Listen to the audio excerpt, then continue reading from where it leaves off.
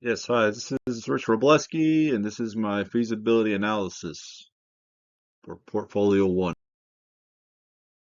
Let's dive into the project overview for 1053 East Humboldt Street, Fort Worth, Texas. As you can see, this is a substantial two-story single-family home located in the historic South Side neighborhood.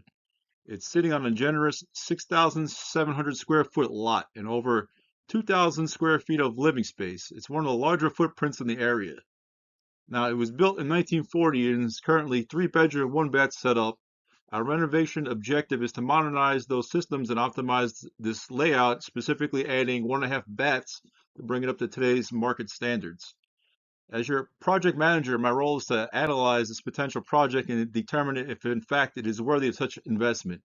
We require this level of professional evaluation because with the 1940s property, we can't afford my guesswork on the bones of building. This process allows us to pin down the math before we acquire this asset, ensuring we protect our capital, hit our target margins for the organization. All right. So in order to conduct my ARV calculations, I'm going to have to pull up three key properties that are within the immediate area, is exactly half a mile radius, that have been recently brought up to modern standards, such as the property on 915 East Humboldt Street, which sold for $259,000. And as you can see here, it was 1,321 square foot. So that makes it, $196 a square foot. So as you can see, with all three of these properties, you can get the square foot value based on, the renovation that was recently conducted in the sale price. And so this is what we're going to need for our three ARV calculations to do an average. So on this slide, we're going to do a little breakdown of the math that's associated with calculating the ARV estimate, which is the final estimated price of what we believe the renovation will sell for when it's all said and done. Okay, so start off, we will take the average of the square foot sales data from these three sites, which we have established as a market value of $189.77 per square foot. When we apply that to our 2,072 square foot property, it brings our conservative estimate ARV value to $393,000 when it's all said and done. So figure reflects a realistic target for a fully renovated home in this historic neighborhood. Why is this realistic? Now you might ask, is a nearly $400,000 valuation realistic for the street? The answer is a firm yes, and here's why. First, our comps are hyper-local. We aren't looking at homes across town. We're looking at homes on the exact street and the immediate blocks around it. Second, we've used a conservative price per square foot model. Even though our house is larger than the neighbors, we are pricing it at the same $190 square foot rate that the market has already proven it will support. Finally, there is a huge demand in this area for what we call a modernized historic home. Buyers want the charm of 1940, but they want the plumbing and the kitchen of a, you know, brand new 2026 house. By hitting that sweet spot, we aren't just guessing on the value, we're meeting a proven market need. All right, so basically for our renovation budget estimate, we're going to be looking at a full renovation gut rehab. To achieve a top tier ARV for a 1940s build, we must update all major systems: mechanical, electrical, plumbing, roof, modernize the floor plan, update the kitchen, the bathrooms, all this stuff. And along the way, we will find some surprises. So yeah, so it's going to need a full gut rehab in order to achieve our final goal. All right. So for this project, we're just going to be doing a full gut rehab, full renovation. We've allocated $128,000 for the core build, focusing heavily on high return on investment areas like the kitchen, the bath, and that all-important curb appeal. Because it's a 1940s home, I've also built in a 15% contingency, roughly $19,000, that covers surprises that we know we're all waiting behind the drywall, and maybe termites and all this other stuff that, mold that needs to get taken care of. So this will bring our total budget to $147,200, ensuring a high-end finish that justifies our $393,000 evaluation.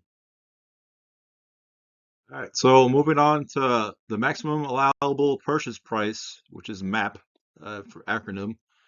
So what is the most we can pay for this house and still make it a smart deal? Using the 70% rule, we take our 393,000 ARV and set our investment threshold at roughly $275,000. So once we subtract our updated renovation budget of $147,200, we arrive at the maximum purchase price of $127,900. As your project manager, my recommendation is clear. If we secure the property at or below this number, we have a safe, high quality project that aligns perfectly with our financial goals and the mission of rebuilding the fort. Anything higher and we risk the project's feasibility. This 70% rule builds in a 30% safety cushion to cover holding costs, financing, and investor returns. Right, so we're moving on to feasibility and our risk assessment. Okay, so to ensure this project is truly feasible, we have to address our four primary risks. Our first risk would be the structural assumption risk. With a house this age, we're assuming the bones are solid, but we'll mitigate this by bringing in a structural engineer during our due diligence period, as there's always a potential for settling in the foundation or hidden wood rot. All right. Second, the market the variables. Stuff like interest rates rise. We have a war going on. You know, COVID, everything, inflation, all this stuff. The interest rates go up. Our buyer pool might shrink. So, something we can do to counter this is by focusing on modern craftsman design that makes our property the clear standout in the area. Third, the budget uncertainties. Inflation in material costs is always a threat. My strategy here is to sign fixed price contracts with our trades immediately to lock in our $147,000 budget. Finally, timeline delays. To avoid holding cost bleed, we'll order high demand items like windows and HVAC units the moment we close, ensuring we stay on top for a fast, profitable flip. All right, let's talk about the vision for this place and the strategy. My strategy is pretty simple. Keep the soul, fix the function. Look, we've got over 2,000 square feet to work with, but having only one bathroom is a deal breaker for a family home. When you're going in and remapping the layout to include an extra 1.5 bathrooms, that means a real primary suite for the owners and a half bath for the guests. That's what moves the needle on value for this build. Inside, we're going with a modern finish. We're talking an open concept layout, white oak floors, and clean lines. Now for the curb appeal, we're going with a look that's both timeless and a total standout for this street. On the second level, I want to use the natural cedar. It gives the house the authentic high-end texture right at eye level from the road. For the first floor, we're going with a deep sage green vinyl siding. It's a classic color that for these older homes, and it's grounds for the whole property. To make it sharp, we're using bright white accents on all the window frames and the trim. That high contrast look is exactly what modern buyers are looking for in a refreshed historic home, and a clean professional palette that tells the neighborhood rebuilding the fort is here to stay.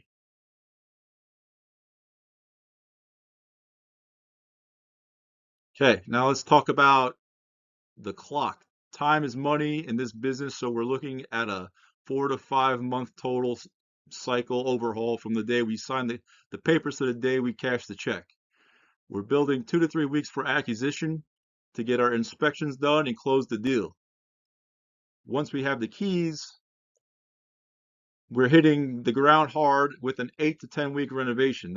That's a tight window for a full gut, but we're locking in our subs early and ordering our long lead items like HVAC and windows from day one. We can hit on day one, so we can hit that mark. So finally, we got 4 to 6 weeks for the sale. The market in Fort Worth area is moving, and with the modern craftsman look we're planning, I expect to be under contract fast. So keep this under 5 months is the key to protecting our return on investment and getting our capital back to work on the next project. Bring it all home. The numbers on 1053 East Humboldt tell a very clear story. We've got a solid ARV of $393,000 based on the current local comps, and our renovation budget of $147,200 is tight but realistic. That puts our max purchase price at $127,900. That's a strong profit margin. A net profit of $117,900 provides a substantial equity cushion. This is critical in real estate projects to absorb any unforeseen costs, such as unexpected structural repairs, extended holding times during the sales process. So there's an exceptional return on investment of 42.86%. It is significantly higher than the industry standard for a single family renovation, which is typically around 15 to 20%. This high yield suggests the property is being acquired at a deep discount relative to its final potential. Risk versus reward. By keeping the total project costs at $275,000 at approximately 70% of the ARV, the deal follows the 70% rule used by professional investors. This ensures that even if the market dips slightly or the property sells for 5 to 10% less than expected, the project remains highly profitable. My final recommendation for rebuilding the fort is a strong yes on this acquisition, as it offers both high financial returns and a safe exit strategy for rebuilding the fort. We aren't just flipping a house here, we're fundamentally moving the property into a different class by fixing that one bath layout and bringing in modern finishes buyers want. We've built in a 15% cushion for typical 1940 surprises, and the market data shows the demand is there. If we can get it for the right price, let's pull the trigger and get to work. Let's go.